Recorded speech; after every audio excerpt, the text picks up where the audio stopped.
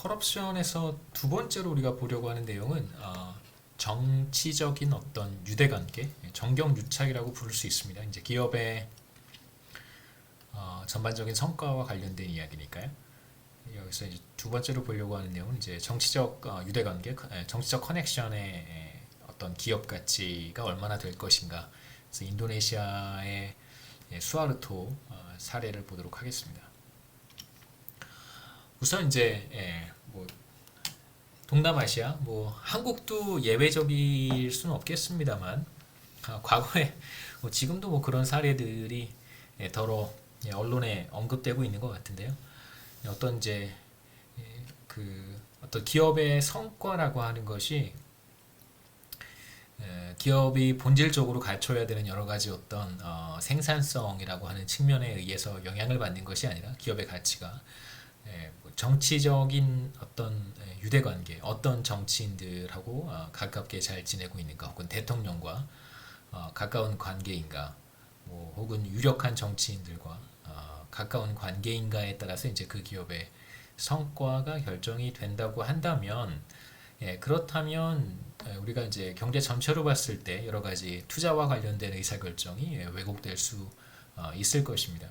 그러니까 그 기업의 장기적인 어떤 성과를 보고 투자를 할지 말지를 이제 뭐 결정할 수 있을 텐데요. 뭐 내가 그 회사의 주식을 구입할 것인지 말지가 바로 이제 그 회사에 내가 투자를 할 것인가, 자본, 일종의 이제 자본을 내가 빌려줄 것인가 말 것인가를 결정하는 이제 중요한 의사결정이 될 텐데, 그 기업의 성과 혹은 뭐 생산성, 장기적인 어떤 그 전망, 이런 것들을 어떤 펀더멘탈한 걸 보지 않고 그 기업이 대통령과 가까운 사이인가, 국무총리와 가까운 사이인가, 혹은 뭐 대통령의 자녀가 소유하고 있는 회사인가, 혹은 이제 수상의 자녀가 소유하고 있는 회사인가를 염두에 두고 이제 투자를 할 수도 있겠죠. 그게 이제 정치적 유대관계라고 볼 수 있습니다. 네. 그래서 여기에서는 이제 본질적으로 대통령의 건강 상태에 따라서 어떤 기업의 가치가 크게 변동하게 된다면, 예를 들면 대통령이 이제 사망할 가능성, 병으로 인해서 사망할 가능성이 굉장히 높다면, 그러면 이제 기업의 전망도 어두워지는, 미래의 전망도 어두워지는 그런 기업이 있을 텐데, 과연 얼마나 그 정도가 얼마나 되는지, 정치적 유대관계가 기업의 이윤에 어느 정도 영향을 미치는지 한번 보도록 하겠습니다. 물론 이제 이러한 시도는 몇 가지 어려운 측면이 있는데, 그러니까 정경유착이라고 하는 정치적 커넥션을 우리가 어떻게 정량화할 것이며, 그 정치적 커넥션을 정량화했을 때 그게 기업의 가치에 얼마만큼 영향을 미치는가를 측정하는 것도 사실상 쉽지 않은 작업이라고 할 수 있습니다. 이제 특히 정치적 어떤 영향력, political connection이라고 하는 것을 측정을 할 때 우리가 조금 조심해야 되는 것은 정치적 의사결정이 분권화되어 있는 국가들이 있단 말이에요. 이러한 국가들. 그러니까 중앙 집권적인 국가 같은 경우에는 비교적 정치적 커넥션이라고 하는 것을 측정하는 것이 어렵지 않은데, 물론 이제 그것도 쉽지는 않습니다만, 의사결정이 분권화되어 있는 경우에 이제 어떤 사람과 혹은 어떤 조직과 누구와 어떻게 연결이 되어 있어야 정치적 커넥션을 가지고 있는가를 이야기하는 것이 이제 쉽지 않겠죠. 보통 사람들 눈에는 잘 드러나지 않은 어떤 사람들이 정치적 영향력을 행사할 수 있다면, 그러한 사람과 어느 정도의 이제 커넥션을 유지하는 것이 기업 입장에서 좋을 수도 있단 말이에요. 그런데 이제 그런 관계를 이제 일반적으로는 드러나지 않기 때문에 측정하는 것이 어렵습니다. 그래서 이제 통상적으로 정치적 커넥션이라고 하는 것을 이제 정의하는 것이 굉장히 어렵다고 볼 수 있습니다. 두 번째 문제는 기본적으로 정치적 유대관계는 은밀하게 진행되는 경우가 많기 때문에, 이게 뭐 어느 정도의 정치적 유대관계를 가지고 있는지를 사실상 정량화하는 건 쉽지 않죠. 정량하는 것 자체가 쉽지 않습니다. 적절한 데이터를 이제 모으는 것이 쉽지 않은데, 그 이유는 말씀드렸듯이 정치적 커넥션이 이제 드러나는 것을 대체로 상호간에 원치 않겠죠. 기업도 원치 않고 정치인들도 당연히 원치 않을 거예요. 세 번째는 이제 정치적 유대관계를 측정하는 것이, 물론 이제 political connection을 우리가 잘 정의를 했고 기업의 가치도 잘 측정할 수 있습니다. 그렇다고 하더라도 데이터가 다 준비되었다고 하더라도 그 두 개의 변수 사이에 x라 y라고 하는 변수인데요. 예를 들면 x는 이제 정치적 커넥션이고 정치적 유대관계고 그 다음에 이제 y는 기업의 실적이라고 한번 해보죠. 이 두 변수를 우리가 다 구축을 했어요. 데이터를 모았습니다. 그럼 이제 x가 y에 어떤 영향을 미치는가를 봐야 될 텐데 실제로 상당히 좋은 실적을 보이고 있음에도 불구하고 정치적 유대관계를 더 돈독하게 유지하기 위해서 이 커넥션을 더 강화하기 위해서 기업이 얻은 상당한 수익을 이제 어떤 정치계라든가 혹은 관련된 정치인들한테 국가에 이렇게 헌납하는 경우들이 더러 있습니다. 그러면 이제 실제로 정치적 유대관계는 굉장히 강화되지만 표면적으로 드러나게 되는 실적은 사실 좋지 않을 수도 있겠죠. 그래서 기업의 실적을 포기하고 상당히 많은 뇌물을 이제 정치인들에게 헌납하는 경우라고 한다면 기업의 가시적인 어떤 실적은 잘 드러나지 않을 수도 있어요. 그래서 정치적 유대관계와 실적이라고 하는 X와 Y 변수를 우리가 다 관찰했다고 하더라도 이 관계가 그렇게 나이스하게 나오지 않을 수도 있습니다. 말씀드렸듯이 정치적 유대관계는 굉장히 좋은데 실적이 굉장히 나쁠 수도 있단 말이에요. 근데 이 배후에는 이 백그라운드에는 말씀드렸듯이 이제 기업의 상당한 어떤 그 수입을 관련된 이제 정치인들에게 헌납하는 경우라고 생각해 볼 수 있겠죠. 여하튼 이제 이러한 문제를 잘 극복을 해서 인도네시아의 어떤 그 정치적 유대관계와 이제 기업의 가치 사이의 관계를 이제 측정한 연구를 제가 지금부터 소개하도록 하겠습니다. 우선 이제 인도네시아 데이터고요. 인도네시아의 그 주식시장에 상장되어 있는 기업들의 주가 지수를 분석에 이용을 했습니다. 그래서 네 가지 서로 다른 이제 데이터들을 병합해서 분석을 했는데 첫 번째 데이터가 이제 자카르타 스탁마켓 주식시장에 상장되어 있는 기업들이고요. 그 다음에 이제 기업들이 굉장히 많을 텐데 이 기업들 중에서 상장 기업들, 이 기업들 중에서 이제 한국식으로 표현하면 재벌들이라고 할 수 있는 대기업이죠, 그렇죠? 자회사 여러 자회사를 두고 있는 이제 대기업들을 중심으로 분석을 했습니다. 예를 들면 뭐 삼성이라든가 삼성에는 이제 계열사들이 여러 있잖아요. 서로 이제 다른 법인으로 상장되어 있는 계열사들이 많이 있습니다. 그러면 이제 그런 계열사들이 어떤 그룹에 속해 있는지 삼성이라고 하는 그룹에 속해 있을 것이고 LG도 비슷한 패턴이라고 할 수 있습니다. 이제 그런 방식으로 대기업과 이제 자회사들의 관계를 규명을 했고요. 그 다음에 그 컨설팅 회사에서 그 측정해서 구축해 놓은 그 정치적 유대 관계를 보여주는 변수가 하나 있습니다. 그 변수를 이제 이용을 했고요. political dependence라고 하는 물론 이제 그 상장 기업들 전부는 아니고 이제 일부 기업들에 대한 정치적 유대 관계를 측정한 지표 변수를 또 포함을 시켰고 그 다음에 이제 네 번째는 우리의 관심사는 이제 수하르토 당시 인도네시아의 대통령입니다. 수하르토의 건강 상태에 따라서 기업의 가치가 이제 변할 수 있단 말이에요. 그 이유는 뭐냐면 수하르토의 그 수하르토와 관련된 구글링에서 수하르토에 검색해 보시면 그 자녀들 뭐 특히 이제 아들 이 그 어떤 그 엄청난 부를 축적을 했고요. 그 과정에서 상당한 비리와 부정부패에 연루가 됐었습니다. 그래서 이제 수하르토의 영향 어떤 이제 수하르토로부터 긍정적인 영향을 받을 수 있는 그런 기업이라고 한다면 이제 예를 들면 이제 정부의 어떤 조달 같은 것도 많이 받아낼 수 있고 정부가 어떤 사업을 뭐 프로젝트를 추진할 때 이제 자신과 어떤 정치적 유대 관계가 강한 기업들한테 이제 몰아주기 일감 몰아주기 같은 것들을 또 할 수 있으니까요. 그러니까 수하르토와 이제 가까운 관계를 맺고 있는 그런 기업들, 특히 이제 아들이 소유하고 있는 기업이 있습니다. 아들이 소유하고 있는 기업의 가치는 이제 수하르토의 건강 상태에 따라서 그 주가가 크게 변동할 가능성이 높습니다.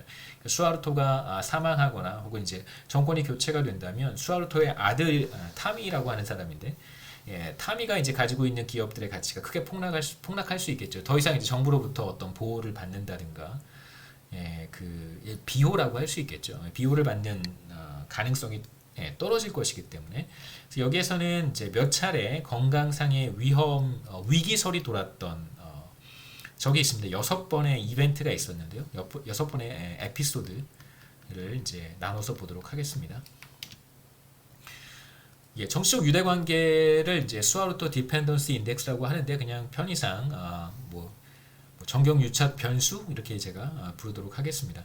이 변수는 이제 캐슬 그룹이라고 하는 이제 컨설팅 회사가 자카르타에 있는 컨설팅 회사가 작성한 거고요. 말씀드렸듯이 이제 재벌 기업들, 대기업들 자회사를 열어두고 있는, 그러니까 상장된 자회사를 열어두고 있는 이제 대기업들의 어떤 그 정경유착 변수를 다 구축을 했습니다. 그래서 사실 우리의 관심사는 상장되어 있는 전체 기업은 아니고 대체로 대기업을 중심으로 해서요. 여기에서는 이제 25개의 대기업들을 중심으로 해서 이제 이 기업들의 자회사들 모두 다 상장이 되어 있을 텐데 이 상장되어 있는 자회사들을 다 합치면 모두 이제 79개의 기업들이 됩니다. 그래서 이들 기업들에 대해서 얼마만큼 수하루토와 밀접한 관련이 있는지 수하루토 디펜던스 인덱스 점수는 이제 별로 그렇게 정경유착 정도가 강하지 않으면 1점, 매우 강하면 5점. 그래서 1점부터 5점까지 점수를 매겼어요. 그래서 어떤 기업은 뭐 2점, 3점인 경우도 있고 4점, 5점인 기업들도 있습니다. 그래서 대표적으로 이제 5점을 갖는 기업들이 있는데 대표적인 기업이 뭐냐면 수하루토의 이제 아들 말씀드렸던 타미, 그 사람이 가지고 있는 회사가 이제 그 사람이 상당히 많은 지분을 가지고 있는 회사가 비만타라 시트라라고 하는 회사가 있습니다. 그래서 이 회사 같은 경우에는 이제 수하루토 아들의 회사니까 디펜던시 인덱스가 이제 5점이 되겠죠. 그래서 97년부터 뭐 꽤 과거 이야기이긴 하지만 또 결과는 의미가 있으니까 95년부터 이제 97년 사이에 수하루토의 건강 이상설에 대한 루머가 주식시장을 6차례 강타를 했습니다. 그래서 뭐 여러 번 이제 그 주식시장이 출렁거리기도 했었는데요. 뭐 여기 간단한 설명들을 한번 찾아보시면 보시면 좋을 것 같고, 그래서 에피소드 6번의 이제 건강 이상설이 돌았는데 그 에피소드가 처음 주식시장을 강타하면 즉각적으로 이제 주식시장에 영향을 미칠 것이고, 그런 다음에 이제 새로운 정보가 들어오게 되면 이제 업데이트가 되는 것이죠. 그러면 이제 기존의 충격들이 이제 소멸되거나 그런 상황이 벌어질 수 있습니다. 그래서 6번의 에피소드의 시작과 끝을 각각 어떻게 이제 정의를 했냐면, 당연히 뭐 에피소드가 처음 시작하는 것은 뭐 그렇게 처음 시작하는 그 날짜를 찾는 것은 어렵지 않고요. 뭐 대체적으로 이제 뭐 속보 이렇게 해서 바로 그 브레이킹 뉴스에서 이제 나오는 건강 이상 관련된 뉴스가 처음 보도될 때 혹은 루머가 확산되기 시작할 때는 이제 보통 다 인지할 수 있으니까 시작하는 시점은 그렇게 어렵지 않고요. 끝나는 시점을 이렇게 정했습니다. 우선 두 가지 기준 중에 이제 하나가 충족이 되면 에피소드가 끝났다고 이제 봤는데요. 첫 번째는 새로운 정보가 들어와서 이제 더 이상 그 기존의 정보가 유효하지 않는 경우, 그런 경우에는 이제 에피소드가 끝났다고 보고요. 그러니까 뭐 수하루토가 다시 공개석상에 출연한다든가, 뭐 아니면 이제 건강 이상설에 대한 구체적인 설명을 이제 정부에서 한다든가 뭐 등등등 우리가 여러 가지 상황을 생각해 볼 수 있을 거고요. 이제 또는 수하루토의 건강 이상설과 관련해서 이제 주식 그 증권사들이나 애널리스트들 뭐 이런 사람들이 이제 앞으로 주식시장이 어떻게 될 것이다, 어느 정도 충격을 받을 것이다, 뭐 그 이후에 주가 지수는 어느 정도 될 것이다, 이런 이제 예측하는 보고서들을, 그런 영향력을 이미 다 반영해서 향후 주식시장의 전망을 내놓는 보고서들이 있을 텐데, 담은 보고서들이 있을 텐데, 그 보고서들이 이제 공개가 되면 사실상 에피소드가 끝났다라고 가정을 했습니다. 그래서 이제 에피소드가 시작하는 시점과 이제 끝나는 시점을 이제 우리가 어렵지 않게 판단해 볼 수 있고요. 그 뭐 제가 학생들이 가끔 저한테 와서 뭐 경제학과 관련해서 읽을 만한 뭐 좋은 책이 있으면 소개해달라고 이야기들을 많이 하는데요. 저도 사실 그 경제학 서적을 잘 읽지 않기 때문에 잘 아시겠지만, 뭐 저는 이제 뭐 제 개인적인 연구도 해야 되고 논문도 써야 돼서 주로 논문을 많이 읽지 책들을 그렇게 많이 읽지는 못합니다. 제 소원이 한가하게 책을 읽어보는 것이 나중에 정년퇴직하면 나이가 들어서 더 이상 그 연구를 할 수 있는 어떤 그 역량이 되지 못하면, 그러면 이제 그때는 책을 좀 읽을 수 있을 것 같은데요. 제가 이제 과거에 읽었던 꽤 옛날 책입니다. 읽었던 책 중에 하나가 이제 레이 피스만, 지금 제가 소개하는 논문을 쓴 사람이 이제 이 사람이고요. 피스만. 그 다음에 미구엘이라고 하는 사람, 뭐 제가 여러 번 논문 소개했었습니다. 미구엘 찾아보시면 우리가 봤던 논문들의 저자이기도 해요. 두 사람 다 디벨롭먼트 이코노믹스에서 굉장히 유명한 사람들이고, 특히 피스만은 그 기업의 지배 구조랑 이제 기업 이론과 관련된 부분에서도, 그러니까 파이낸스랑 기업 관련해서도 굉장히 많은 연구를 하고 있는 사람입니다. 이 두 사람이 꽤 오래 전에 한 4, 5년 전에 이코노믹 갱스터라고 하는 책을 썼는데요. 번역도 잘 되어 있어요. 한국 책 읽어보시면 어렵지 않게 이 두 사람이, 제가 이 책을 소개하는 이유는 이 두 사람이 뭐 여러 연구를 했습니다. 디벨롭먼트 이코노믹스 관련해서 여러 연구를 했는데 그 자신이 수행한 연구를 기초로 해서 쓴 책이기 때문에 굉장히 잘 쓴 책이라고 평가할 수 있습니다. 그래서 보통 어떤 책들은 자기가 연구하지 않고 제가 지금 강의 노트 만든 것처럼 자기가 연구한 게 아니라 남이 연구해 놓은 걸 이렇게 정리해서 마치 꼭 자기가, 그래서 전 책을 안 쓰잖아요. 자기가 한 것처럼 이렇게 책을 쓰는 사람들이 있는데 이제 그런 책이 아니어서 제가 여러분들께 추천을 합니다. 어렵지 않게 쉽게 읽어볼 수 있고, 그 다음에 뭐 딱히 그렇게 무슨 레슨, 무슨 교훈을 받는다, 이런 뭐 저자들의 메시지 뭐 이런 거 없어요. 그런 메시지는 그냥 각자 살아가시면서 받으면 될 것 같고요. 그냥 이 책은 그런 메시지도 없습니다. 자신들이 이제 연구한 거, 그래서 정부의 정책들이 이렇게 시행이 될 경우에는 이제 이러이러한 결과가 나올 수 있다, 이런 이제 예측 정도 우리가 확인해 볼 수 있습니다. 그래서 96년에 수하르토가 독일을 방문했던 적이 있는데, 그때 이제 왜 독일을 갑자기, 이런 의문이 들었고, 그래서 이제 주식시장이 크게 출렁였던 적이 있는데요. 그 자카르타 종합지수 같은 경우에는 이제 수하르토가 독일 방문을 했다라고 한 게 이제 발표가 7월 4일 날 발표가 났는데, 종합 주가 지수는 한 요 정도 하락했는데, 이제 비만타라 시트라는 이제 그 아들이 소유하고 있는 회사잖아요. 이제 그 회사는 상당히 크게 하락을 했습니다. 그 전부터 하락해요. 그러니까 우리가 주식시장에서 이제 어떠한 변화가 어떻게 나타나는지를 이제 쉽게 알 수 있겠죠. 이미 그 수하르토가 독일을 방문할 것이라고 하는 내부 정보를 누군가가 이제 알고 있었던 것이죠. 그래서 주가가 하락하기 먼저 시작합니다. 이틀 전부터. 그 다음에 이제 가파르게 하락하게 되고요. 그래서 96년 7월 4일에 수하르토가 건강검진을 위해서 독일을 방문했다고 정부가 발표를 했는데, 무슨 건강검진을, 그냥 가까운 병원이나 뭐 주치의들이 있으니까, 대통령 주치의들이 다 있단 말이에요. 뭐 한국 우리도 있습니다. 지금도 거기 있는지는 저는 잘 모르겠는데, 그 청와대 밑에 그 삼청동 그 근처에 그 국군 지구병원이라고 해서요. 청와대 대통령하고 청와대 있는 이제 대통령 가족들이 진료를 볼 수 있는 병원이 있습니다. 물론 거기에 이제 그 대통령 전문의가, 담당의가 상주하고 있는 건 아니고요. 그 굉장히 좋은 시설들을, 뭐 쓸데없는 얘기예요. 네. 그래서 무슨 건강 검진을 하러 독일까지 가느냐, 이제 이런 의견이 지배적이었었어요. 왜냐하면 비행 시간이 벌써 인도네시아에서 독일까지 가려면 뭐 못해도 10시간 정도 걸릴 테니까요. 7, 8시간 정도는 걸릴 테니까. 그래서 이제 투자자들 사이에서는 수하르토가 뇌졸중을 일으켰다, 혹은 심장마비가 굉장히 그 위급한 상황이다, 이런 이제 소문들이 돌았습니다. 근데 뭐 결과적으로는 뭐 별다른 이제 이상은 없어서 다시 이렇게 비만타라 세트라 같은 주가는 이제 회복이 됐고요. 자카르타 종합주가지수도 이제 어느 정도 회복이 됐습니다. 그래서 이제 뭐 비만타라 시트라와 타미 수아르토에게는 이제 막대한 타격을 미칠 수 있었던 상황이었겠죠. 그래서 지금 6번의 이제 에피소드와 관련해서 기업들의 어떤 정경유착 정도, 수아르토와 그의 가족들과의 어떤 그 유대 관계가 얼마나 강한가를 이제 1점부터 5점까지 측정을 했다고 했고요.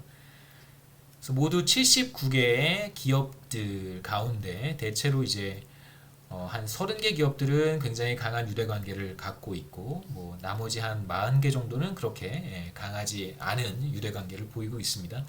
그래서 각각 기업들의 어떤 평균 자본, 자산, 그 다음에 부채 이런 지표들을 이제 측정을 했고요. 그 다음에 이제 Return on Asset은 보통 우리말로 하면 뭐 자기 자본 이익률 정도, ROE 정도라고 생각하시면 좋을 것 같아요. ROE, 자기 자본 이익률. 그래서 자기 자본 이익률 같은 경우에도 대체로 물론 이제 5.8% 정도를 보이는 그룹도 있고, 그 다음에 이제 정경유착 정도가 여기죠. 정경유착 정도가 심한 이제 5점을 갖는 기업들, 수아르토 디펜던시 레이쇼입니다. 이게 바로 POL. 뭐 그런 기업들도 있습니다. 세율에 관련된 정보들도 담고 있고요. 6번의 이제 그 건강 이상과 관련된 에피소드들이 있었는데 95년부터 97년 사이에요. 95년, 97년 사이에. 그 다음에 이제 아까 독일에 비행기 타고 갔던 그 시기가 바로 이 시기겠죠, 그렇죠? 줄라이 96년도 7월 4일. 그래서 가장 짙은 색으로 표시가 된 부분인데요. 이게 이제 수아르토 디펜던시 레이쇼가 1점인 경우 2점, 3점, 4점, 5점. 그래서 이 경우가 이제 정치적 유대 관계가 가장 강한 기업들이 바로 여기에 포함이 되어 있습니다. 그래서 보시면 6번의 에피소드 중에서 그냥 뭐 대체로 어떤 변화가 있었는지만 이제 확인해 보면 우선 네 번째 에피소드군요. 네 번째 에피소드의 경우엔 정치적 유대관계가 강한 기업들, 특히 요 기업들하고 요 기업들에서 이제 주가 수익률이 크게 하락한 걸 확인해 볼 수 있고요.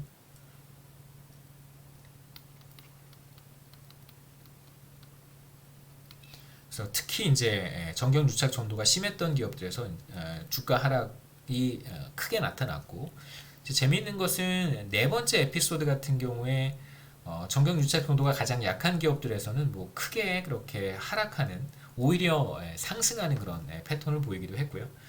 그래서 대체로 정경유착 정도가 강한 기업들에서 건강 이상설이 발생했을 때 주가 수익률이 크게 하락하는 패턴을 우리가 확인할 수 있고, 반대로 정경유착 정도가 이제 약한 기업들에서는 하락 정도가 굉장히 미미하거나 이제 정반대로 오히려 거꾸로 반응하는 경우도 우리가 관찰할 수 있습니다.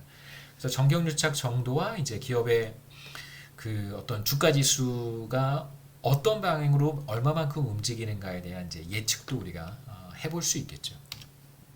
그래서 간단한 리그레션을 돌렸는데 가로축의 죄송합니다. 가로축의 변수가 아니라 왼쪽에 있는 변수가 그래서 뭐 주가 수익률이라고 생각하시면 좋고요.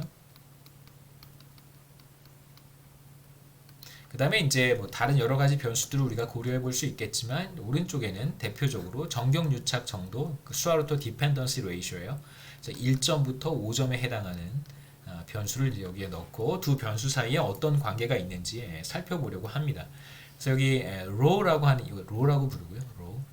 row라고 하는 값이 아마도 마이너스 값을 가질 가능성이 높을 수 있겠죠. 이제 에피소드가 들어왔을 때, 그러니까 건강 이상설이 들어왔을 때 우리가 지금 앞서 그림에서 여기서 확인했듯이 정경유착 정도가 강한 기업일수록 이제 주가 수익률의 감소가 더 크다라고 우리가 얘기를 했으니까요. 그래서 첫 번째 에피소드, 두 번째 에피소드, 세 번째 에피소드에서 이제 각각 관계를 살펴보면 대체로 이제 마이너스 값이 나오긴 합니다. 정경유착 정도가 심할수록 주가 수익률이 이제 하락하는 패턴을 이제 우리가 관찰할 수 있는데, 제가 여기 이제 볼드로 표시하지 않은 것처럼 이 세 값은 통계적으로 0과 다르다라고 말하기 어렵습니다.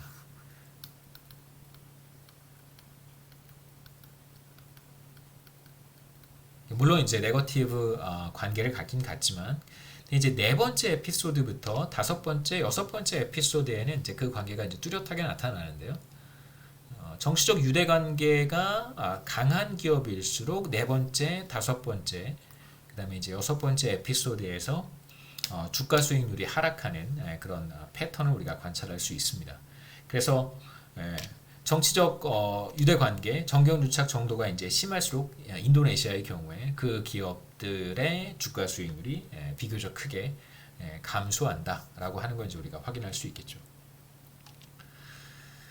그 다음에 우리가 이제 여기서 두 번째로 보고 싶은 건 뭐냐면 이제 그 전반적인 주식 시장의 어떤 변화도 우리가 고려해야 되잖아요. 그러니까 지금 특정 기업들과 그 기업들의 어떤 정경 유착 정도, 그러니까 스와로토 디펜던시 레이쇼 사이의 이제 관계만 우리가 살펴본 건데, 그러니까 뭐 종합적 주가 지수의 변화를 이제 한번 고려해야 되지 않겠는가라고 해서 여기에는 이제 net return을 포함을 시켰습니다. 여기서 이제 net return이라고 하는 것은 뭐냐면요. 그 이쪽 동남아시아 지역의 전반적인 이제 주식 상황을 보여주는 일종의 이제 평균값이라고 볼 수 있겠죠. 그러니까 뭐 인도네시아, 뭐 말레이시아, 뭐 싱가포르 인접한 국가들 다 생각해 보시면 좋을 것 같고요. 이제 그런 효과를 반영을 했을 때도 과연 정경 유착 정도가 어느 정도나 나타나는지 이제 한번 보려고 합니다. 그래서 여기에서는 이제 종합 주가 지수를 포함을 시켰다라고 생각하시면 좋겠습니다.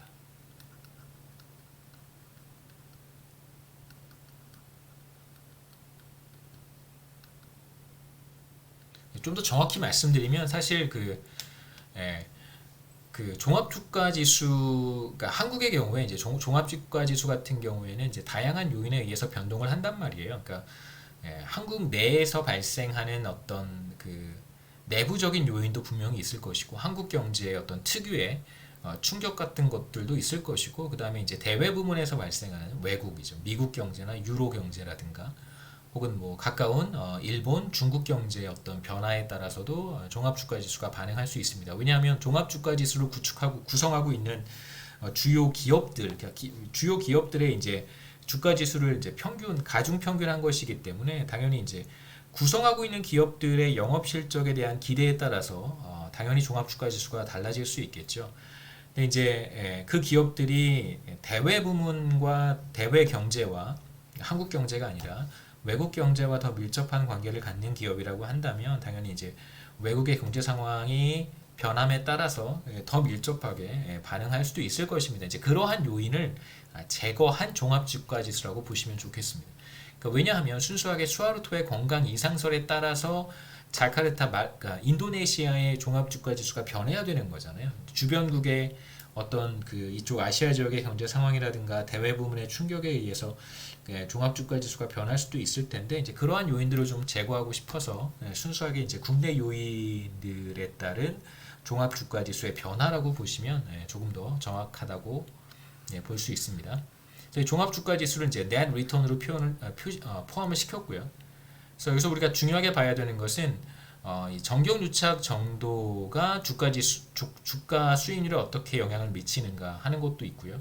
그 다음에 이제 두 번째로 봐야 되는 것은 이 둘 사이에 이제 상호작용으로 인해서 과연 주가 수익률이 어떻게 변하는가 이것도 좀 보고 싶습니다. 그러니까 여기서 이제 제가 간단한 예를 들어서 이제 말씀을 드릴 텐데요. 분석을 해본 결과에 따르면 우리가 이제 첫 번째 봤던 건 이거고요. 첫 번째 이제 봤던 건 앞에 인터랙션 텀, 요 텀이 이제 없는 경우에 인터랙션 텀을 빼고 했을 때는 뭐 마찬가지로 앞서 우리가 봤듯이 정치적 유대관계가 강한 기업일수록 주가 수익률의 하락 정도가 더 심하다라고 얘기할 수 있고요. 그 다음에 이제 재미있는 것은 인터랙션 텀을 포함을 시켰을 때 그 효과가 사라지고요. 그러니까 정경유착 정도, 스와르토 디펜던시 레이쇼의 값에 따라서 주가 수익률이 변한다고 보기는 어려워요. 그 효과는 사실 이제 더 이상 존재하지 않습니다. 별표가 없는 것은 통계적으로 0과 다르지 않다라고 볼 수 있어요. 그쵸? 예, 통계적으로 0과 다르지 않다. 0과 같다라고 이제 우리가 볼 수도 있습니다. 여기에 이제 중요한 값은 바로 요건데요. 인터랙션 텀이죠, 그쵸? net return과 그 다음에 이제 정경 유착을 보여주는 이제 수화루토 디펜던시 레이소를 같이 붙여놓은 이 텀의 효과가 사실 뭐 그렇게 큰 값은 아니지만 0.28 정도, 뭐 0.6만큼 크진 않지만 어느 정도 영향을 미칩니다. 그 다음에 이제 중요한 건 이건 5% 유의 수준에서 통계적으로 유의하고요. 0과 다르다라고 얘기할 수 있습니다. 이게 어떤 의미를 갖는 것일까? 아까 우리가 봤던 식을 그대로 제가 다시 한번 써보면 이 값이 0.19 그대로 써줬고요. 그 다음에 이제 0.32 그대로 썼고 우리가 관심을 갖는 건 이제 요 텀인데 앞서 얘기했듯이 0.19나 0.32는 이제 통계적으로 유의하지 않기 때문에 0과 다르지 않다라고 볼 수 있기 때문에 이제 우리가 관심을 가져야 되는 것은 이 세 번째 텀입니다. 그래서 net return과 종합 주가지수죠. net return과 정경유착 변수를 같이 붙여놓은 이런 이제 인터랙션 교차항, 인터랙션 텀이 이제 뭘 의미하는 것일까? 그 다음에 0.28이라고 하는 건 또 뭘 의미하는 것일까? 우선 그 자카르타 그러니까 국내 주식 시장에 마이너스 1%만큼의 충격이 발생했다고 한번 해보죠.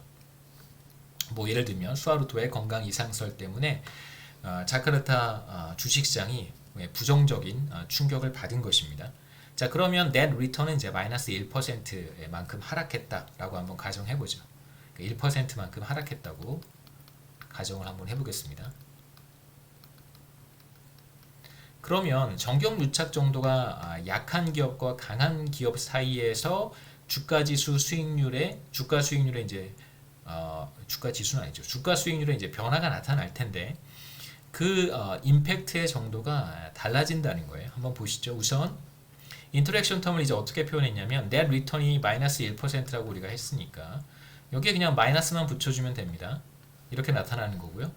그 다음에 이제 정경유착 정도가 강한 기업, 뭐 비만타라 시트라 같은 기업 같은 경우에는 이제 5점을 보일 테니까 그러한 그 기업들에서는 주가 수익률이 1.4% 하락한다고 얘기할 수 있고요.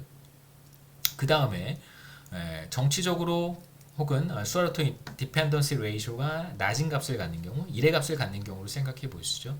그런 경우에는 이제 그런 기업들의 경우에는 주가 수익률이 한 0.28% 정도 하락한다고 볼 수 있습니다. 그래서 임팩트가 분명히 이제 다르게 나타날 수 있겠죠.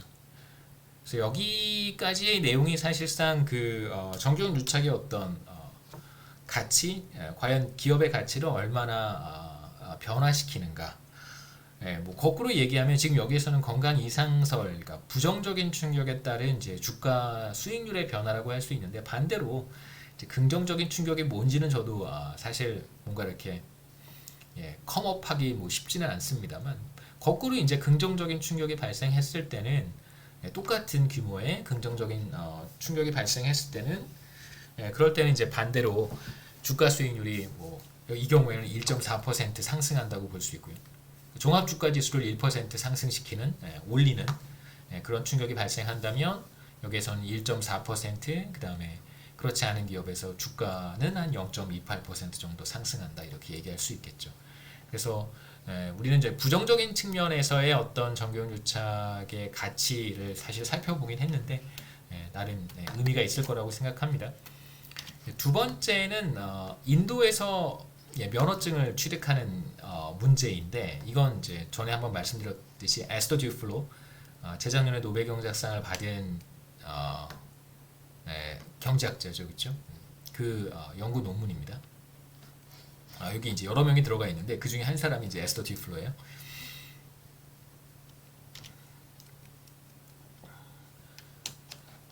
여기 이제 면허증 취득과 관련해서 우리가 보고 싶은 것은 그 사람들을 무작위로 이렇게 모집을 해서 그 면허증을 취득하고자 하는 사람들을 이제 무작위로 모집을 해서 그 사람들에게 이제 다른 인센티브를 제공하는 것입니다. 크게 세 개의 그룹으로 구분을 할 거고요.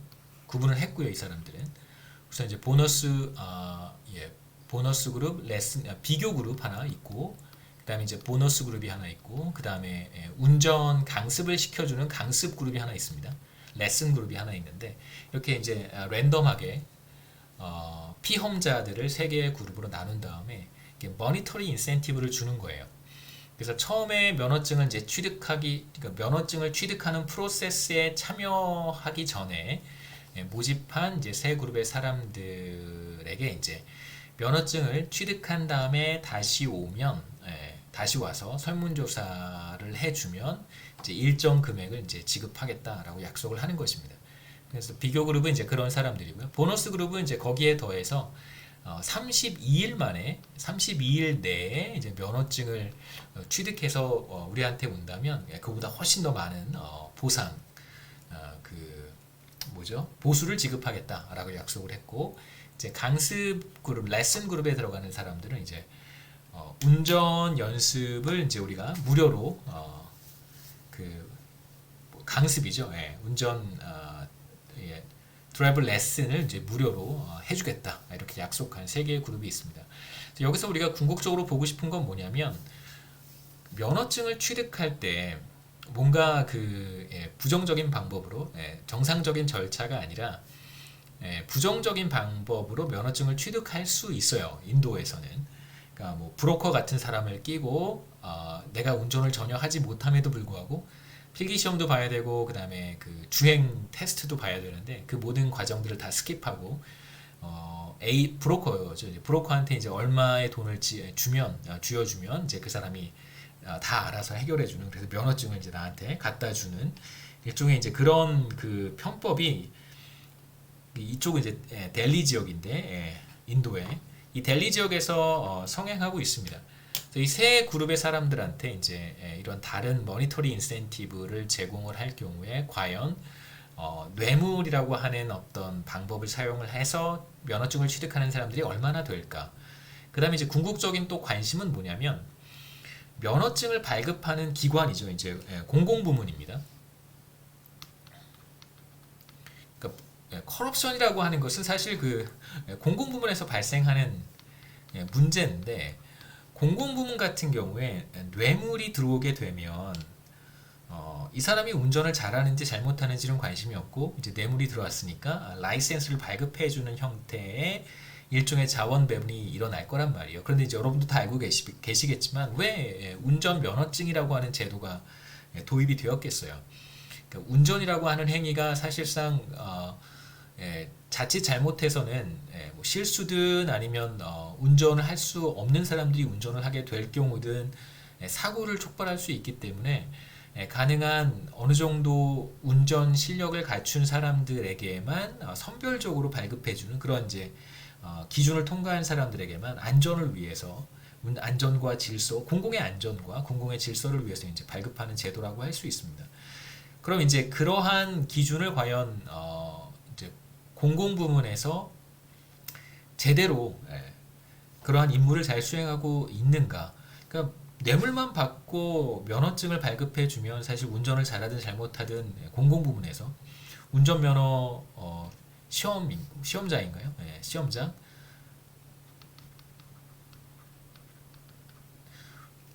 운전면허 시험장에서는 이제 그냥 뭐 면허증을 발급해 줄 수도 있을 거예요. 이제 어떤 퍼블릭 세이프티에는 전혀 관심이 없고, 그러니까 과연 정말 인도의 정부는 공공의 안전에는 전혀 관심이 없고 뇌물만 받고 라이센스를 발급해 주는가? 아니면 공공의 안전을 중요하게 생각하는가? 그러니까 어느 정도 중요하게 생각하는가? 그런 이슈들을 이제 함께 여기에서 스터디를 했습니다. 보시면 공공 서비스의 공급에 있어서 한국도 LH 공사 뭐 그리고 뭐 많이 있죠. 제가 뭐 일일이 다 열거하진 않겠습니다만 많이 있습니다. 공공 서비스의 공급에 있어서 사실 이제 부정과 부패에 노출될 수밖에 없는 국가들이 이제 개도국이고요. 한국 같은 경우에도 이제 발전 과정에서 이제 그러한 부패로부터 자유롭지는 못했었습니다. 계속해서 이제 개선되고 발전해 가야 되는데 끊임없이 이제 이런 문제들이 나타난다는 것이 좀 안타깝고 씁쓸하죠. 그래서 우리가 이제 그 커럽션에 대한 두 가지 접근법을 생각해 볼 필요가 있는데 전에 잠깐 말씀드렸습니다만 첫 번째는 자원 배분을 굉장히 용이하게 하는 매끄럽게 해주는 grease the wheel이냐 그러니까 이제 바퀴에 기름칠을 하는 것이냐 공공 부분은 기본적으로 관료주의라고 하는 것에 얽매여 있기 때문에 레드 테이프라고 보통 얘기를 하죠. 그 레드 테이프라는 표현은 그 과거에 이제 영국에서 공무원들이 이제 공문서 같은 것들을 이렇게 서로 주고받을 때 전달할 때 붉은색 그 끈 같은 걸로 이렇게 묶었다고 해요. 이제 거기에서 비롯된 표현이라는 얘기를 들은 적이 있습니다. 이런 과도한 레드 테이프, 일종의 규제 같은 것들이겠죠. 이런 규제 때문에 제대로 공공재가 공급되지 못하는 것을 어느 정도 이렇게 매끄럽게 해줄 수 있는 하나의 장치다. 뇌물 같은 것들을 생각해 본다면 이렇게 우리가 주장하는 그 주장도 한번 본 적이 있고요. 두 번째는 이제 자원 배분을 기본적으로 왜곡시키는 문제점이 있다라고 하는 게 바로 이 허밍 소사이어티입니다. 그리싱 더 윌이라고 하는 관점이 있고요.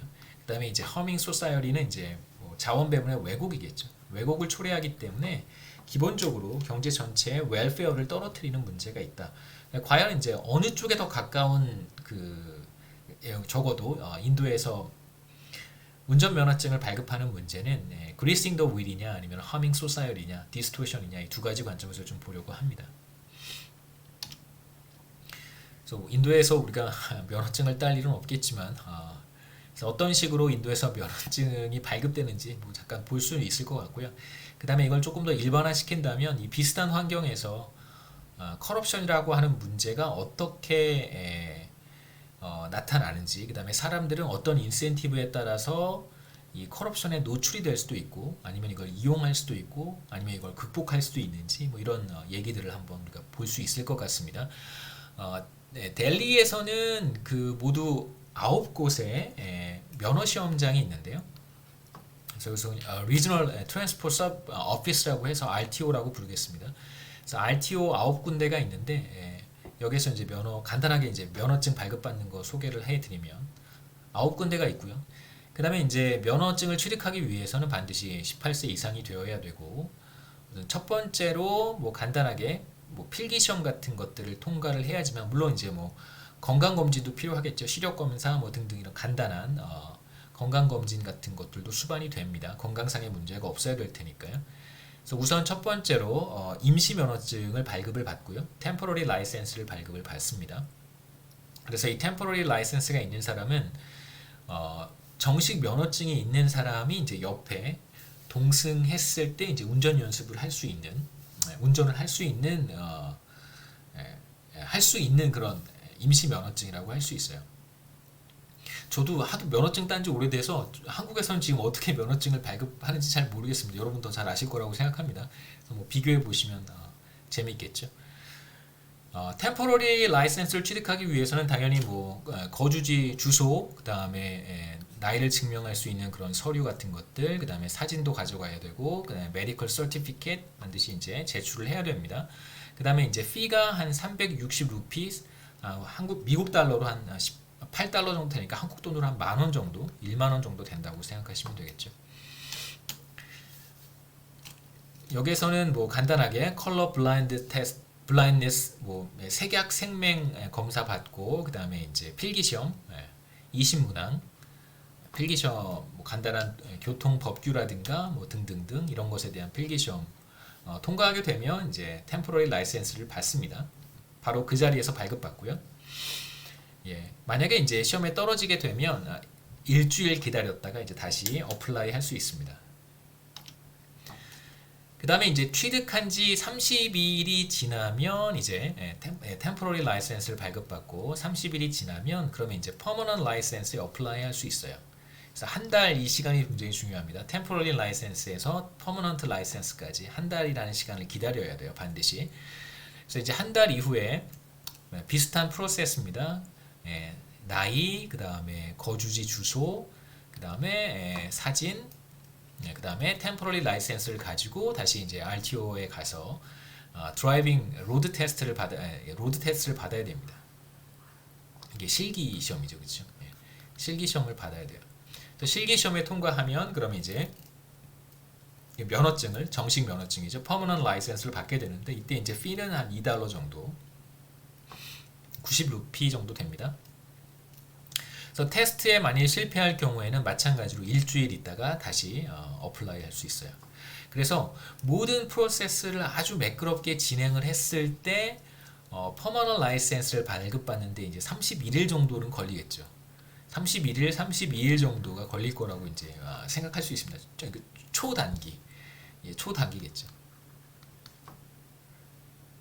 왜냐하면 템포러리 라이센스를 발급받고 퍼머넌 라이센스까지 한 달을 기다려야 되기 때문에 자 이제 이 실험을 진행했던 여러 명의 경제학자들은 당시 이제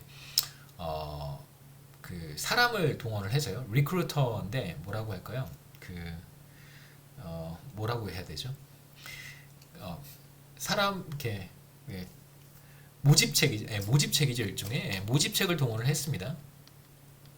그래서 모집책들을 동원을 해서 이제 네 곳에 9곳에 이제 RTO가 있다고 말씀드렸는데 이제 그 중에 네 곳의 RTO에 가서 사우스 웨스트와 노스 웨스트, 사우스 뉴델리 네 곳의 RTO에 가서 이제 RTO에 들어갔다가 나오는 사람들을 이제 한테 접근을 해서 간단한 지금 진행하려고 하는 프로젝트를 소개를 하고 프로젝트에 참여할 의향이 있는 사람들은 몇 월 며칠 몇 시에 어느 장소로 이제 오라고 설명을 했습니다.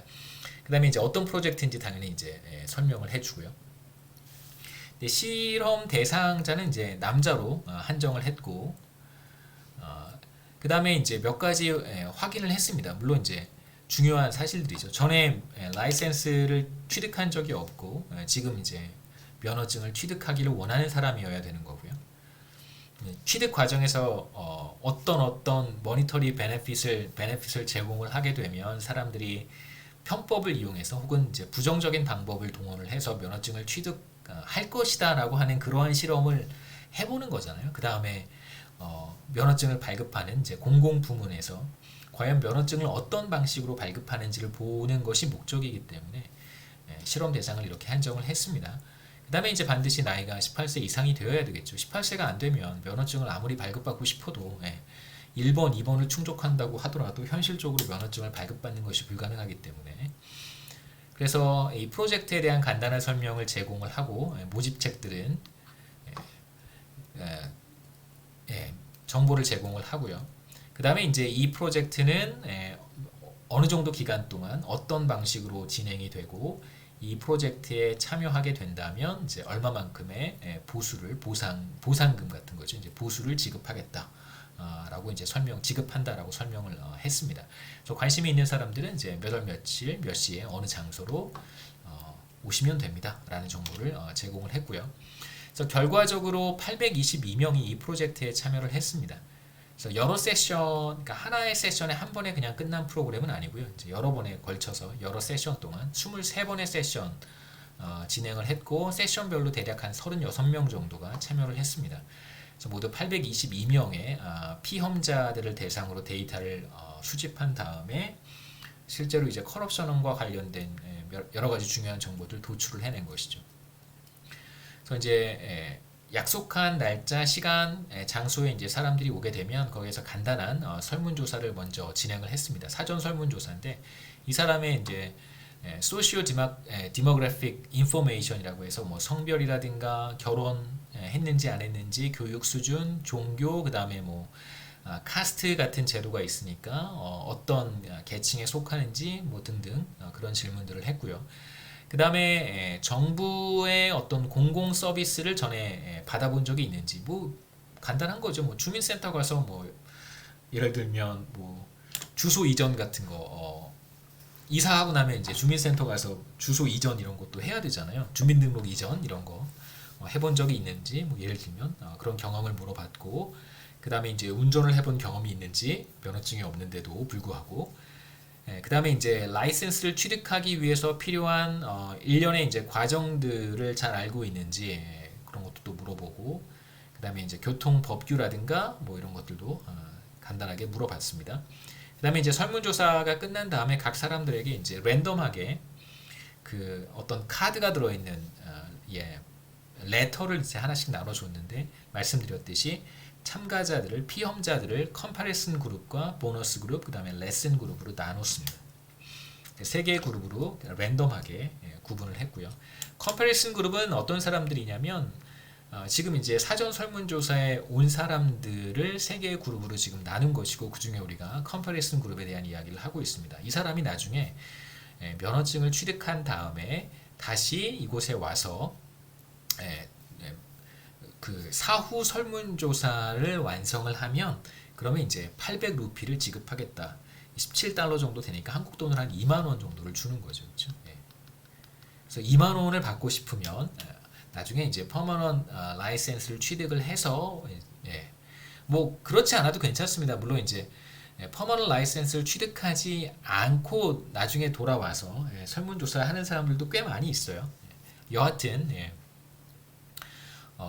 뭐 취득하지 못해도 와서 이제 설문조사를 완수를 하면 이제 800루피를 주기로 약속을 했습니다. 두 번째 보너스 그룹은 컴패리슨 그룹과 비교했을 때 이제 보상이 훨씬 더 큰 그룹이라고 생각하시면 돼요. 이렇게 비교했을 때. 그래서 이 그룹한테는 똑같이 나중에 돌아와서 설문조사를 끝내면 마치면 그러면 800루피에 해당하는 이제 금액을 지급할 것이고 거기에 추가로 만일 32일 내에 32일 그러니까 temporary license를 취득한 이후 32일 이내에 permanent license를 취득하게 된다면 그러니까 속성이죠. 속성으로 취득하게 된다면 그렇다면 추가로 2,000루피를 지급하겠다. 2,000루피면 사실 뭐 한 7만 6만 원 정도 7만 원 정도 된다고 볼 수 있겠죠. 800루피가 한 2만 원 정도에 해당하는 금액이니까 2,000루피면 뭐 한 5만 원 정도에 해당하는 금액이라고 볼 수 있습니다. 약 5만 원. 그러니까 이 사람의 경우에는 이제 2만 원 더하기 5만 원에서 모두 7만 원을 받을 수 있는 거겠죠. 내가 보너스 그룹에 우연히 들어가게 됐고 temporary license를 취득한 이후 32일 내에 permanent license를 취득하게 되면 토탈 7만 원을 받을 수 있어요. 이런 베네핏이 있는 그런 그룹이라고 할 수 있습니다. 그러니까 7만 원이 얼마나 큰 돈일까 따져보면 여기 지금 실험에 참가한 사람들이 대체로 이렇게 나이가 많은 사람들은 아닙니다. 제가 보여드리겠지만 이 사람들의 평균 월 소득이 한 5,500루피 정도 돼요. 5,500루피 정도인데 지금 2,000루피에 해당하는 금전적 보상이 있으니까 그러니까 한국 돈으로 지금 5,500루피쯤 된다고 한다면 뭐 한 20만 원 정도 되는 것이죠. 그렇죠? 월 소득이 20만 원이 채 되지 않습니다. 20만 원이 채 되지 않는 사람들에게 이제 금전적 보상이 7만 원 정도 가는 거니까 사실 뭐 적은 돈은 아니겠죠. 상당히 많은 큰 돈이라고 할 수 있습니다. 최소한 3분의 1 이상은 되니까요. 말씀드렸듯이 30일이라고 하는 시간은 temporary license를 취득한 다음에 정말 빨리 한 번도 실패하지 않고 빨리 끝내야 달성할 수 있는 그런 날짜라고 할 수 있어요. 그러니까 이제 여기서 의도한 건 뭐냐면 보너스 그룹에서 의도한 건 이 사람이 과연 브로커를 끼고 여기서 에이전트라는 표현을 쓰는데요. 브로커를 끼고 불법으로 면허 취득을 할 수도 있겠죠. 물론 이제 컴패리슨 그룹에서도 당연히 이제 그런 사람이 나타납니다. 브로커를 끼고 불법으로 이제 면허를 취득한 다음에 이제 추후에 설문조사에 참여해서 2만 원에 800루피를 받아가는 사람들이 분명히 있고요. 근데 이제 보너스 그룹에서는 그런 사람들이 얼마나 더 많을까, 얼마만큼 늘어날까, 이제 이게 관심사라고 할 수 있겠죠. 세 번째는 이제 레슨 그룹인데 레슨 그룹은 마찬가지로 똑같이 나중에 돌아와서 서베이를 설문조사를 완수하면 마찬가지로 800루피를 지급하기로 했고요. 그 다음에 이제 이 사람들은 면허를 취득하는 과정에서 그러니까 temporary license는 이제 필기시험이니까 필기시험을 합격한 다음에 한 달 이후에 실기시험을 볼 수 있는데 그 한 달 기간 동안 원하면 무료로 드라이빙 레슨을 시켜주는 사람들이라고 할 수 있습니다. 다른 어떤 그 더 강력한 베네핏은 사실 없다고 볼 수 있겠죠. 이제 퍼머넌트 라이센스를 취득한 다음에 이제 파이널 레슨에 와야 되는데 이게 이제 와서 설문조사 하는 거예요. 파이널 세션은 설문조사라고 생각하시면 됩니다. 마지막에 하는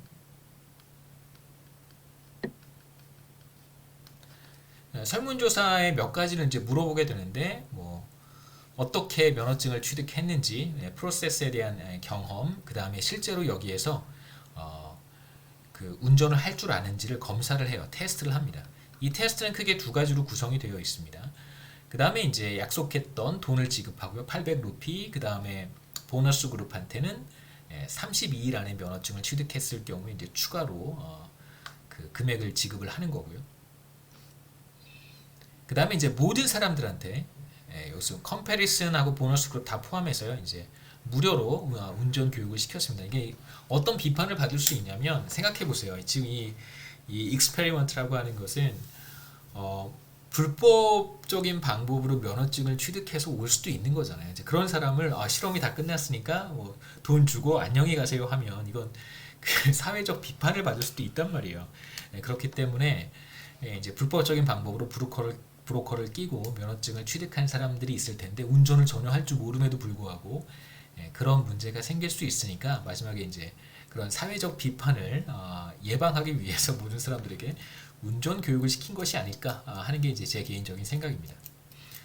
그 다음에 이제 두 번째 이슈와 관련해서 과연 운전을 할 줄 아는지 모르는지를 이제 테스트한다고 했었잖아요. 그래서 뭐 허가를 받은 그 뭐죠? 저기 운전 교육 학원인가요? 운전 학원이 있죠. 그 여러분 이제 면허 취득할 때 도로 연수 같은 거 해보시면 되게 좋을 것 같아요. 저는 미국에서 면허를 취득했기 때문에 한국에 와서 그냥 미국 면허증을 이렇게 반납하면 제출하면 그거 해줘요. 저기 그 한국 면허증으로 바꿔주는데 그때는 그 필기 시험만 몇 점, 70점인가요? 70점인가? 80점인가? 70점인가? 60점 되게 낮았던 것 같아요. 그냥 보통 필기 시험보다 점수가 조금 낮습니다. 제 경우에는 옛날이니까요. 그래서 그 시험 통과하면 면허증을 이제 발급받았기 때문에 저 같은 경우에는 이 한국에서 운전 연수 이런 걸 이제 해본 적이 없어요. 근데 보면 그 하는 것이 굉장히 향후에 도움이 되는 것 같습니다. 그래서 이제 운전 학원 같은 곳에서 나와서 이제 실제로 면허증을 취득했다라고 하는 사람들이 과연 운전을 얼마만큼 잘 할 줄 아는지를 테스트를 한 것이죠. 테스트는 두 가지로 구성이 되어 있는데 첫 번째는 구두 시험입니다. 오럴 examination인데 예를 들면 이런 거 물어보는 것이죠. 가속 페달은 어떤 것입니까? 둘 중에 뭐가 가속 페달인가요? 뭐 또는 자동차 시동을 걸려면 어떻게 해야 되나요? 이런 이제 비교적 간단한 질문들인데요. 이제 첫 번째 오럴 examination을 통과하지 못하는 경우에는 자동 탈락이에요. 이건 그냥 운전할 줄 모른다는 얘기니까. 이거 만약에 fail하면 그냥 자동 탈락입니다. 실제로 이제 2단계까지 가지도 않고요.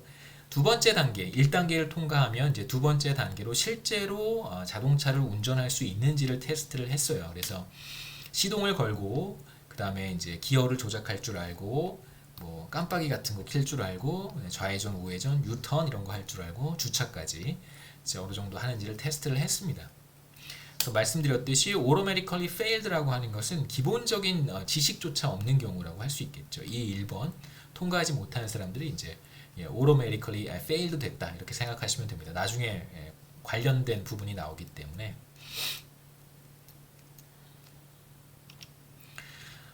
이 참가자들에 대한 정보인데요. 전체 샘플은 667명이고 3개의 그룹으로 나눴다고 했습니다. 비교 그룹, 보너스 그룹, 레슨 그룹이고요. 말씀드렸듯이 이 사람들한테는 공통적으로 다 나중에 이제 돌아와서 설문조사를 완수하면 그러면 이제 보너스를 지급하는 금액을 지급하는 경우고요. 보너스는 그걸 32일 안에 해내면 훨씬 더 많은 금전적 보상이 지급되는 경우고, 레슨은 템포러리 라이센스를 받고 퍼머넌트 라이센스를 받을 때까지 주행 시험 전까지 이제 무료로 연수를 시켜주는 그런 그룹이라고 할 수 있습니다.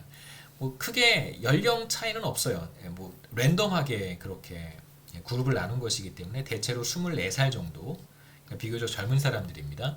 그 다음에 이제 그럼에도 불구하고 그 중에 4분의 1이 결혼을 했어요. 결혼을 일찍 하는 거죠. 그 다음에 이제 학생들의 비율이 절반 정도, 50%. 그 다음에 이제 절반 가까이가 일을 하고 있고, 뭐 절반이 학생이니까 일을 뭐 안 하는 경우도 있겠죠. 일을 하는 경우가 이제 절반 정도.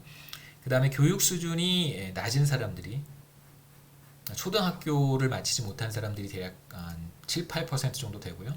그다음에 뭐 집을 보유하고 있는 사람, 면허증이 없는데 차가 있는 경우도 당연히 있을 수 있겠죠. 그렇죠? 차를 누구한테 받고 면허증을 취득하는 경우도 있을 테니까요. 그다음에 이제 마이너리티는 우리가 앞서 봤던 스케줄드 카스트라든가 스케줄드 트라이브스의 경우라고 할 수 있습니다. 그다음에 이제 또 하나 카스트 계급에서 이제 아래쪽에 있는 사람들, 그런 사람들의 비율이 이제 낮지 않고요. 30% 정도 됩니다. 그 다음에 힌두교도가 한 대략 70에서 80%, 그 다음에 20%는 머슬림. 그 다음에 이제 가족 구성원 가운데 공무원들이 있는가라고 했을 때 꽤 비율이 높아요. 40% 정도. 10명 중에 4명은 가족 구성원 중에 자신을 포함해서 구성원 중에 공무원이 있다라고 대답을 했습니다. 그 다음에 이거 오토바이죠. 오토바이 면허증이 있는가? 있다고 답한 사람이 좀 극소수였고, 그 다음에 오토바이를 운전해본 경험이 있는 사람들은 거의 다 대부분이었습니다. 그 다음에 이제 4윌러니까 바퀴 4개 달린 뭐 vehicle이라고 하면 뭐 당연히 자동차겠죠. 자동차를 운전해본 경험이 있는 사람도 대략 한 4분의 1 정도 돼요. 그 다음에 이제 이건 오늘 제가 시간 관계상 다 커버하지는 못할 것 같지만 그 어떤 질문들도 같이 물어봤냐면 내가 내야 될 벌금하고 실제로 이 벌금을 피하기 위해서 내야 되는 뇌물하고를 비교를 하는 것입니다. 그래서 만약에 벌금이 500이고요. 이걸 피하기 위해서 내야 되는 뇌물이 300이라고 한다면 뇌물을 주고 벌금을 피하시겠습니까? 라고 지금 물어보는 겁니다.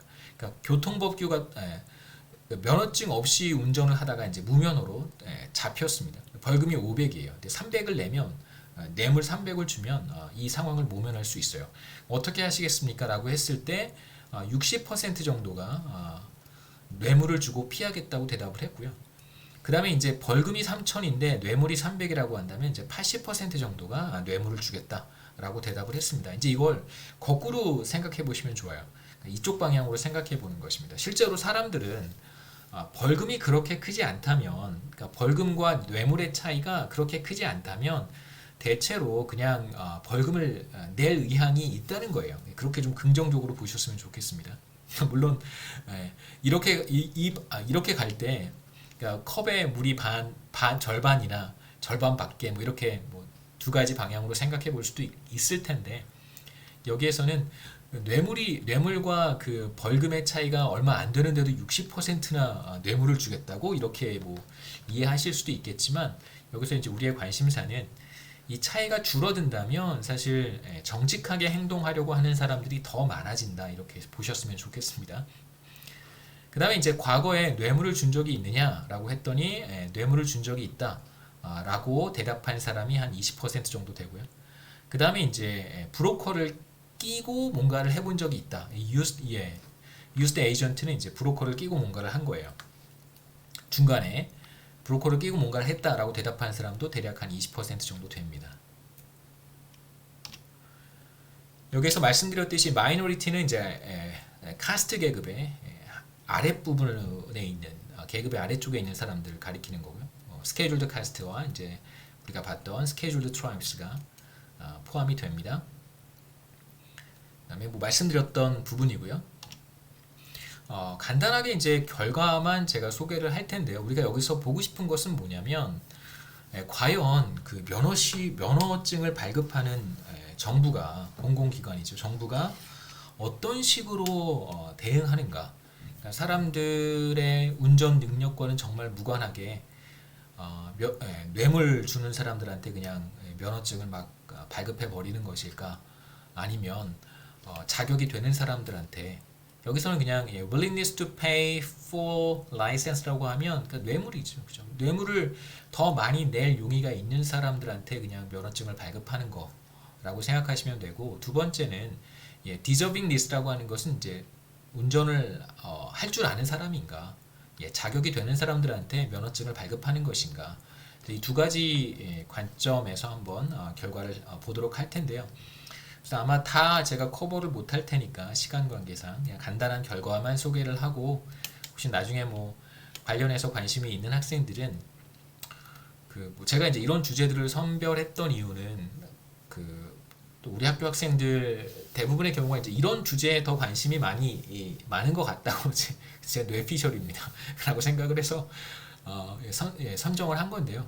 혹시 나중에 뭐 관심 있는 학생들은 저한테 뭐 물어보시면 같이 제 오피스에 오셔서 얘기도 할 수 있고, 저는 웰컴입니다. 우선 컴패리슨 그룹부터 한번 생각해 보시죠. 컴패리슨 그룹은 뭐 특별히 따로 주는 건 없고요. 이제 마지막에 설문조사 하러 오면, 파이널 세션에서 오면 이제 설문조사 하고, 그 다음에 테스트 한번 하고 운전할 줄 아는지, 그 다음에 약속한 돈을 지급하는 것입니다. 48%가 면허증을 취득을 했어요. 절반 가까이가 면허증을 취득했습니다. 기억하실지 모르겠지만 여기에 해당하는 사람들이 한 150여 명쯤 돼요. 150여 명. 그 다음에 이제 15%가 뭐 따로 그렇게 요구하지도 않았는데 15% 정도, 이건 이제 보너스 그룹에 해당하는 사람들이었는데 32일 안에 면허증을 발급받았어요. 템포러리 라이센스를 받고 퍼머넌트 라이센스를 발급받기까지 32일이 채 걸리지 않았습니다. 굳이 그럴 필요까지 없었는데 15%가 그렇게 했고요. 150여 명 가운데 15%면 대략 한 20여 명쯤 된다고 볼 수 있겠죠. 그렇죠?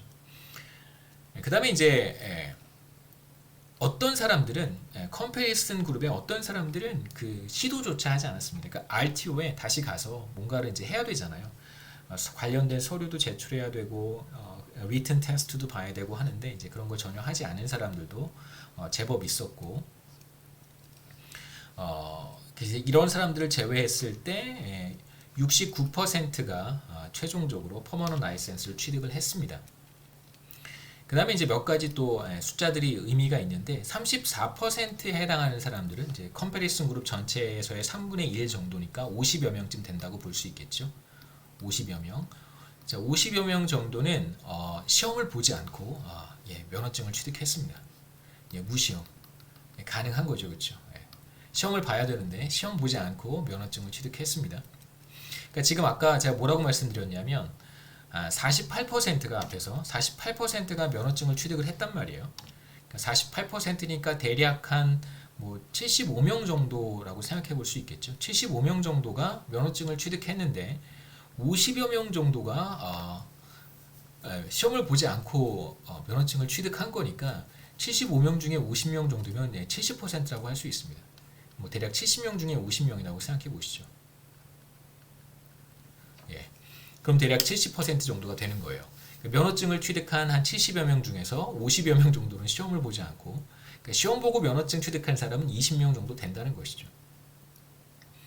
그 다음에 이제 마지막에 실제로 테스트를 한다고 말씀을 드렸잖아요. 운전을 할 줄 아는지 못하는지. 이제 구두 시험 같은 거 통과 못하면 이제 automatically failed라고 말씀을 드렸는데, 컴패리슨 그룹에서 이제 그 면허증을 취득한 사람들 중에서, 그러니까 지금 70명이겠죠. 70명 중에서 29%니까 30% 한 20명 정도 되겠네요. 20명 정도는 운전을 전혀 할 줄 모르는 사람이라고 보시면 되겠습니다. 그 다음에 이제 컴패리슨 그룹의 사람들은 실제로 면허증을 취득하는 과정에서 이제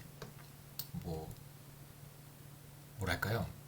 돈이 더 지출이 더 발생한 건데, 실제로 피만 합산을 했을 때는 템포러리 라이센스 발급받을 때 필요한 피가 360루피였고, 그 다음에 퍼머넌트 라이센스 발급받기 위해서 내야 되는 돈이 이제 90루피였었단 말이에요. 450루피가 실제로 발생하는 수수료라고 할 수 있는데, 피라고 할 수 있는데, 실제로 이제 컴패리슨 그룹에 있는 사람들이 사용한 지출한 금액의 평균은 1120루피 정도 됩니다. 그러니까 실제로 내야 되는 돈 450루피 한 2.5배 정도를 지급했다고 볼 수 있겠죠.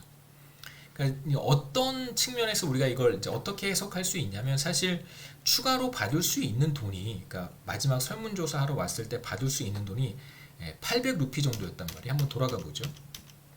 뭘 약속했었냐면 여기에서 컴패리슨 그룹한테 나중에 돌아와서 설문조사를 끝내면 800루피를 주겠다고 약속을 한 거예요.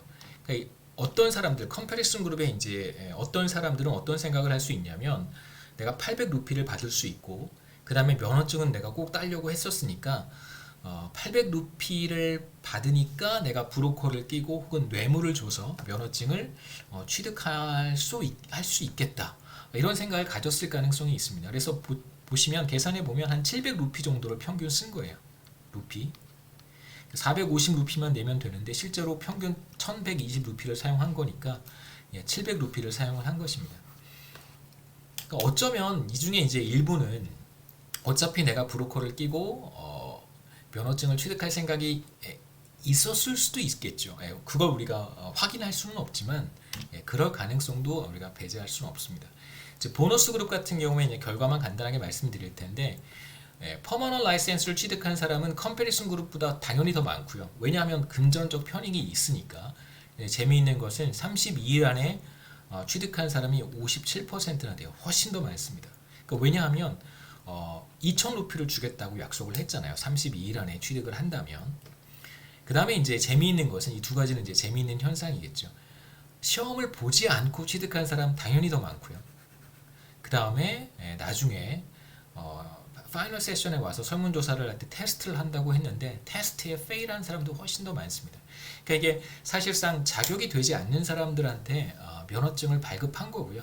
그 다음에 뭐 오늘 다 말씀드리진 못하겠지만 이 보너스 그룹에 들어가 있는 사람들 중에 적지 않은 숫자가 실제로 브로커를 사용을 해서 이 면허증을 취득했다라고 하는 이제 결과를 우리가 확인할 수 있겠죠.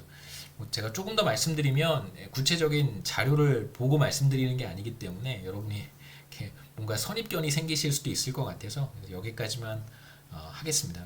기말 시험 잘 보시고 한 학기 동안 비교경제론 수강해 주셔서 감사합니다.